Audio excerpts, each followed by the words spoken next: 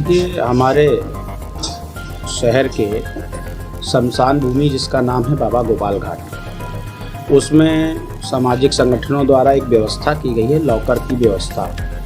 यदि कोई व्यक्ति वहाँ पर किसी के शव जाते हैं तो उनके परिजन 4 दिन में, 6 दिन में, 10 दिन में उनको अस्थि विसर्जन के लिए अन्य जगह पर, किसी नदी में, कहीं गंगा जी में, किसी भी नदी में या जहाँ पर भी उनका विसर्जन तय होता है वहाँ ले जाने के लिए, उसको रखने के लिए एक टेम्परेरी व्यवस्था थी। मगर देखने में आया कि 2006, 7, 8, 9, 10 से लोगों ने रखा हुआ था अपना पॉलीथीन में, अपने कलश में, उसमें नंबर नाम डालकर, मगर अभी तक वो ले नहीं गए। ऐसे 1000 से ऊपर ऐसे कुछ नागरिक थे जो मृत्यु को प्राप्त हुए और उनकी अस्थि कलश में रखी हुई थी। लॉकर भी भरे हुए थे और उनका तर्पण भी नहीं हो रहा था। लॉकर भर जाने से जो लोग जिनको 10-5 दिन का टाइम चाहिए वो रख भी नहीं पा रहे थे। ऐसे में हमारी संस्था ने निर्णय लिया कि हम नगर पालिका को सूचना देकर उन अस्थि कलश का पितृ अमावस के दिन, क्योंकि पितृ अमावस वाले दिन सारे लोगों का विसर्जन हो सकता है, तर्पण हो सकता है, तो उस दिन एक मुहूर्त ये निकाल कर हम लोगों ने कन्नौज में मेहंदी घाट है गंगा जी का, उस पे जाके तर्पण किया। यहाँ पर विद्वान पंडित बलराम शास्त्री जी हैं, उनके द्वारा यहाँ पर विधान से पूजन किया गया और साथ में वो भी गए, हमारी टीम के सदस्य राजा राम जिंदल जी, शिवांशु मिश्रा जी, ऐसे कई लोग गए और हम लोगों ने वहाँ विधिवत उनका तर्पण गंगा जी में किया। लगभग कितनी अस्थियाँ होंगी, कितने लोगों? मैं आपको बताऊं, बड़ा कहने में बहुत दुर्भाग्यपूर्ण बात है कि 1000 से ज़्यादा लोग ऐसे रखे हुए थे जिनके परिजनों ने मतलब चिंता ही नहीं की। मैं आपको बताऊं एक बात और कि जिस उसमें रखा हुआ था उसमें बर्र के छत्ते लग गए, सांप निकला उसके अंदर, सांप भी अपना रहने के स्थान रख लिया था।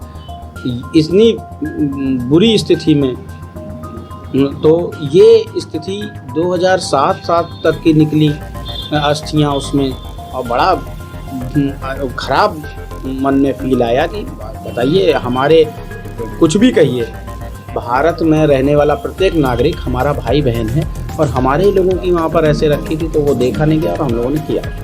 क्या कारण रहे लोग उनको नहीं ले जा सकते? कुछ भी उनके पारिवारिक कारण हो सकते हैं, कुछ लोग गरीबी के कारण नहीं ले गए हों, संभवतः कि उनके पास आने जाने का, गंगा जी तक जाने का व्यय ना हो। कुछ ऐसे भी रहे होंगे जो भूल गए होंगे अपने माता पिता को। मैं देखने में आया अभी कुछ ऐसे भी रहते हैं माता पिता का सम्मान नहीं करते, उन्होंने जलाया, वो रख दिया कि अपने आप कुछ ना कुछ हो जाएगा इनका, वो रखे रहे होंगे, उनके अपने कारण हो सकते हैं। मगर जब ऐसे लोगों ने वहाँ पर, नागरिकों ने हमसे कहा कि ये होना चाहिए, तो बिल्कुल बहुत अच्छा काम था और हम लोगों ने पूरा दिन लगा के उसको मेहनत से किया। उन लोगों को क्या मैसेज देना चाहेंगे जो अस्थियां तौर पे चले? देखिए, एक सीधा सा मैसेज क्या है, उनको मैं एक अपने तरफ से एक परामर्श देना चाहता हूँ कि हमारे जो पूर्वज होते हैं वो कहीं जाते नहीं हैं, वो हमारे साथ हमेशा रहते हैं। ईश्वर उन पूर्वजों से ही बना है। श्री राम के वंशज हम श्री कृष्ण के वंशज हैं, हमारे माता पिता भी उन्हीं का रूप है। तो हम अगर उनका तर्पण नहीं करेंगे, उनके जो मरने के बाद भी, आप देखते हैं बहुत लोग फोटो लगाते हैं, मूर्तियां लगाते हैं, मूर्तियों पे माला चढ़ाते हैं, ब्राह्मणों को भोजन कराते हैं, गरीबों में दान करते हैं, कहीं पर स्कूल खुलवाते हैं, पौशाला खुलवाते हैं अपने पितरों के नाम पे। कम से कम आपसे ये ना हो पाए तो अपने पुत्रों का तर्पण तो अवश्य कर दें, जिससे कि उनको सुख शांति मिल सके। ऐसा हिंदू वैदिक रीति के अनुसार शास्त्रों में भी विदित है कि तर्पण किया जाए, उसके बाद गया जी जाकर उनको मोक्ष दिलाया जाए।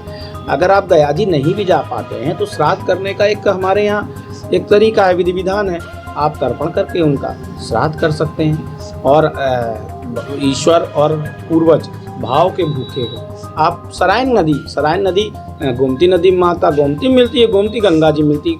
आपके लोगों के जो फूल हैं, जिन्हें अस्थियाँ फूल कहते हैं हम लोग, तो उन फूलों को वो वहाँ तक बहकर चले जाएंगे, गंगा जी में मोक्ष प्राप्त हो जाएगी। भागीरथी गंगा सबकी मोक्षदायिनी और सारी नदियाँ गंगा में ही मिलती है, तो सरायन में भी अगर उनका आप तर्पण करेंगे, यहाँ पर भी घाट बना हुआ है, तो वो भी वहाँ पर तर्पण हो जाएगा। आपका नाम? आकाश अग्रवाल, संजीवन संस्था का। Thank you.